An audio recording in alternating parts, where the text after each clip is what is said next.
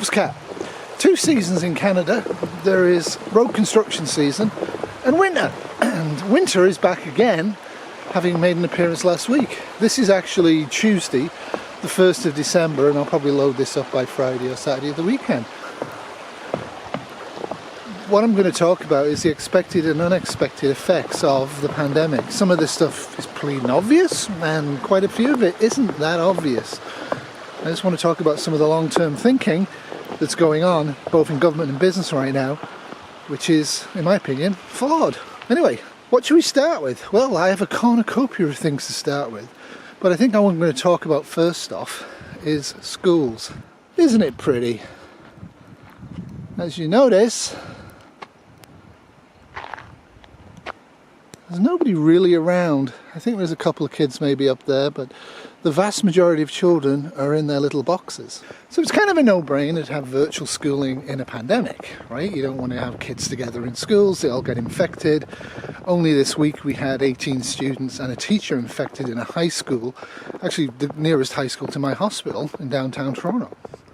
And that's a pattern that we've seen over and over and over. We do know that it's bad for a child's mental development not to have schooling. At least that's what people keep saying over and over, though a significant number of children hate school because they don't like it. So what's actually going on? Well, what's actually going on isn't what you think's going on. A new study finds COVID-19 is having negative impacts on school-age children, particularly those who are online learning. A Toronto mom of 3 says she's seen drastic changes in her kids who are taking virtual classes, making her think keeping them at home isn't the best idea. They're more tired because they're watching the screen 24/7, and it's hard for them to focus. Almost 2/3 of online students say they're going outside less than once a day. And that is during the fall when we didn't have a second lockdown. There's clear evidential links between physical activity and mental and physical health, but there's also links between time outside and health and happiness, particularly for kids and particularly if they don't get enough time outside playing. So this needs to be a collective responsibility where we're all pulling on the same oar. Schools, cities, community need to pitch in. Parents can encourage their kids to be physically active. Less physical activity isn't the only problem. Learning can be a challenge as well. Jess Whitley, who's in the Faculty of Education at University of Ottawa, says while some kids may be excelling in remote learning, many others are struggling. Particularly for young kids, even accessing kind of the online tools and making sense of what it was they were being asked to do already needed a lot of kind of translation and support. Wright says she will be sending her 2 school-age children to school in person this coming January. Do you think that will be better for them to be in school? Yes, but at the same time, I'm scared as a parent of 3. The survey found marginalized communities struggle even more when it comes to getting physical activity. Most people with children are spending time and are investing in them at home if they're doing virtual schooling and following what they're doing and encouraging them to do it well. And a small but significant number of children are doing brilliantly with virtual schooling. However, the vast majority of children are struggling, particularly in maths, and another area that's absolutely critical to long-term health of the human population, and that is educational exercise. It's turning out that the majority of children in Toronto experiencing virtual schooling are getting about 10 minutes outside of the home a day. Think on that for a minute. The effects of just 10 minutes outside the home a day. That was in the fall, before we got snow and before we're going to get very cold temperatures. Alright. So a little bit further north of me, where the Shire is, snow like this falls and doesn't go away and builds and builds and builds. And I have in the past actually fallen out of a dog sled because I wasn't very good at it and fell into a snowdrift that was in a depression in January that was so deep I couldn't touch the bottom and was completely covered and submerged in snow, and I literally had to swim out of it. Kind of fun afterwards. So that's the thing, do you send your kids to school and risk COVID coming back into your home, or do you continue with virtual schooling? I think it's one size does not fit all, and I do think that schooling can be done in a safe way But I think the traditional 8 hours of schooling really needs to be stopped during the pandemic. The conditions of wearing masks and sitting apart and not shouting and not singing indoors for children, it's tiring. Yesterday I spent 9 hours in an N95 and full spacesuit teaching students how to start and stop IVs and give secondary IV medications at York, and not a lot of fun, but I did it. It's very, very tiring. I woke up at 1 o'clock this afternoon. It's pretty tiring. And because of my mental depression due to the expansion of COVID in my area and due to my tiredness and due to my uncertainty about the Shire and money and all the rest of it, I am very much enjoying being outside today. So still, so beautiful. Which is a shame, because all of this is going to go probably by the end of the weekend, because we're going to get above freezing temperatures for a while. And that's basically the plan. It's only January in Toronto that's, generally speaking, always below freezing. And you have to have it always below freezing to gather significant snowfall on the ground.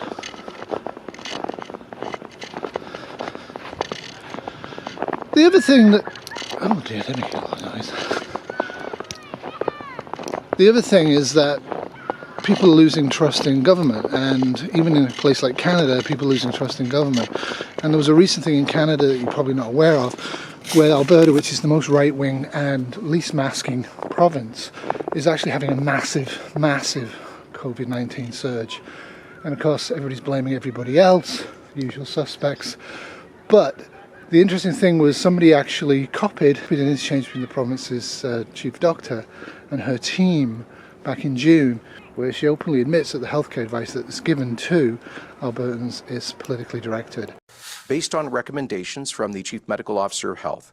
A familiar phrase from Alberta Premier Jason Kenney on Tuesday. When he issued new restrictions, he said based on advice from the province's top doctor. But CBC News has obtained secret recordings from Alberta's COVID-19 Emergency Operations Centre.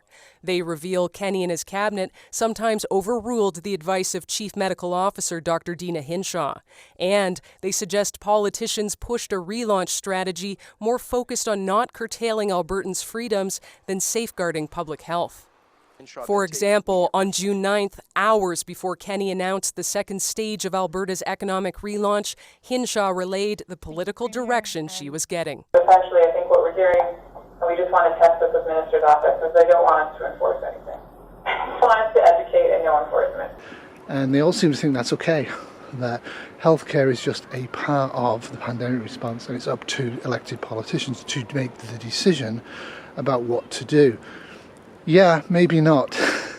I think it's pretty clear that Alberta's suffering a massive upswing due to several factors. The main factor being the fact the government underplayed and under-restricted early on in ways that would have prevented a big upswing now. Of course, they're also more Americanish than most Canadians and tend to believe in free rights and stuff, but not so much. Not as much as is the stereotype. Curious. Yeah, sure. It's beautiful in there.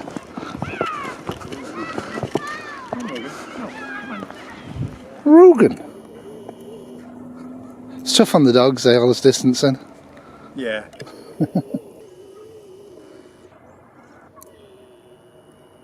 So this little hill should be absolutely full of kids having fun. It's kind of sad. These are the lucky kids. These are the kids you think of when you think about virtual schooling and lockdowns. The truth is, the majority of kids are stuck at home, no parents because they're at work, or parents too tired to take them out, or areas too dangerous. So one of the main surprises for me out of the whole interchange in Alberta thing was the fact that the chief doctor, and you're going to see it, actually defends the fact that she needs to have privacy and secrecy to make her decisions based upon the pandemic in Alberta, and that to actually audio tape it to show clearly the decisions are being politically manipulated, which is no surprise. But that was offensive to her. And I think it's wonderful. They're like gathering all of this data without really telling people what they're doing with it to protect us from COVID-19. And yet as soon as anybody says, well, shouldn't this be open and transparent? Shouldn't the decision making be open and transparent? Shouldn't everybody know where we make errors and why? Shouldn't everybody know why we're making the decisions we're making to get more people on board to support it?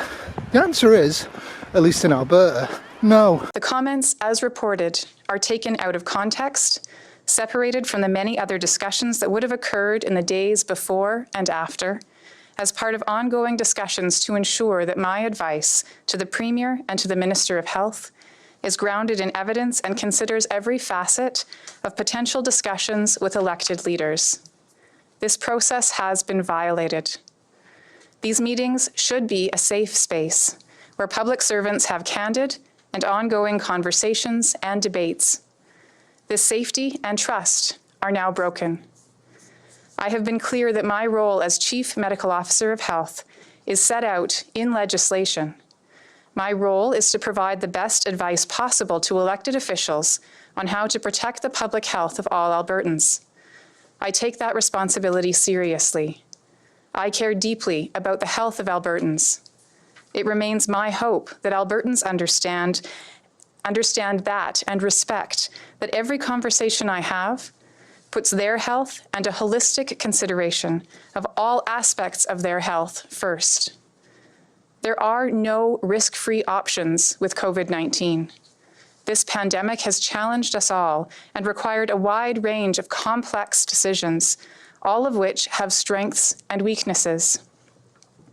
I continually provide recommendations to government, often outlining a range of policy alternatives which they then debate.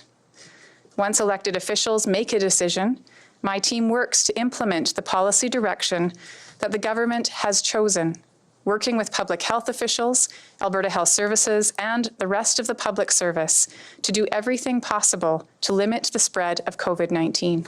Albertans have no right to hear what's going on in their safe spaces where they decide the fates of millions of Albertans, both in economic and health terms. And I think that's an exaggeration of actually what's going on pretty much everywhere. I think that's one of the reasons people are losing trust in government. It's not necessarily, though it is a factor, the uselessness of government and the uselessness of the media. It's also the fact that people know their governments are making decisions based upon ideology. Now, it doesn't matter if the ideology is left-wing or right-wing. Either way, when you make political and health decisions based on ideology that flies in the face of health, you have to wonder how good those decisions are. And I think that's one of the reasons people have lost hope, really. Terrible elected officials, terrible people presenting COVID to the public. I know in my hospital we've lost faith in the IPNC department, and there'll be more on that in an upcoming video. I'm actually going to confront them in a meeting first next week, because I'm absolutely infuriated. More on that next week. This is a Hungry Kitten production 2020.